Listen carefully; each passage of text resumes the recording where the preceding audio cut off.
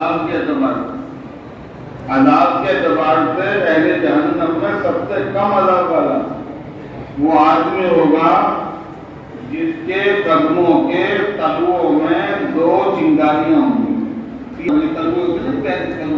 کیا دو چنگاریاں ہوں گی؟ یعنی منہما دماغ ہو جس سے اس کا دماغ کھول رہا ہو کہ سب کا ہلکے عذاب. اور وہ یہ سمجھے گا کہ سب سے سخت عذاب جو ہے مجھے کو دیا جائے گا. اور یہ عذاب جو ہوگا خواجہ ابو طالب کو ہوگا. ابو طالب جو رسول اللہ صلی اللہ علیہ وسلم کے غم میں اور آپ کے ساتھ بائیکاٹ کے اندر بھی شریک رہے تو آپ کو بڑا تعاون ملا، لیکن آپ نے تک کلمہ نہیں سنا.